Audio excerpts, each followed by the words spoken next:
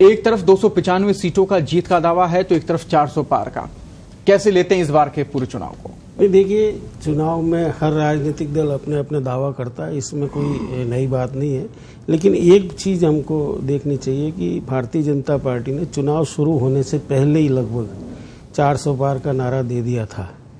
और इंडिया गठबंधन जो है वो शुरुआत में पहले 2 चरण जब हुए और उसमें मतदान कम हुआ और उनको लगा कि लोगों में उत्साह नहीं है, तो उसके बाद से उन्होंने भी बहुत तैयारी की और मतदान के लिए प्रयास भी किए और भारतीय जनता पार्टी की तरफ से भी प्रयास किए गए। तो आगे के चरणों में मतदान की स्थिति में कुछ सुधार हुआ। अब ये है कि ये जो मतदान कुल मिला के 7 चरणों में हुआ है, उसमें बहुत लंबा पीरियड 43 दिन के लगभग ये चला है सिलसिला, और उसमें उस दौरान रही भीषण गर्मी।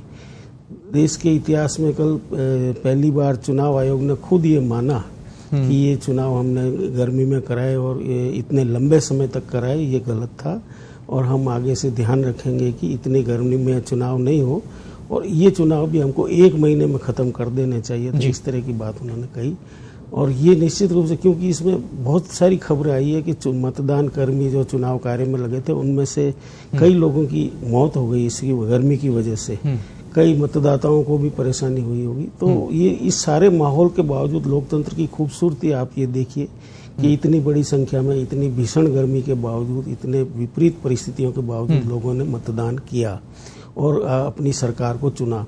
अब सवाल ये है कि ये जो चुनाव को लेकर के दावे और सबसे मुझे लगता है शायद पहला ही ये ऐसा मौका है जिसमें विपक्ष चुनाव आयोग पर बहुत ज्यादा हमलावर हुआ है। खास करके कई सारे आरोप चुनाव आयोग पर लगाए हैं कि विपक्ष की शिकायतों पर कार्रवाई नहीं हुई और सरकारी उसका कारण क्या है? इस बार इतना हावी होने का कारण क्या है?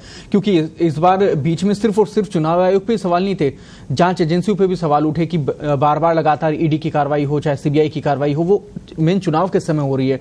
तो ऐसे में क्या इसलिए भी ये प्रबल इनकी तरफ से दावे ठोके गए कि इस बार क्यों ऐसा हो रहा है? नहीं, विपक्ष ने तो ये कहा कि हमारा संविधान खतरे में है, अगर सरकार भारतीय जनता पार्टी की फिर से आएगी तो संविधान ही बदल जाएगा। उनका अपना नैरेटिव है, वो अपनी बात कह रहे हैं। लेकिन सवाल ये उठ रहा है कि जिस तरह की परिस्थितियां इस चुनाव से पहले बनी या इस चुनाव के दौरान बनी, वैसी परिस्थितियां जो है 2009 और 2014 के चुनावों से पहले इतनी विकट परिस्थितियां नहीं होती थी।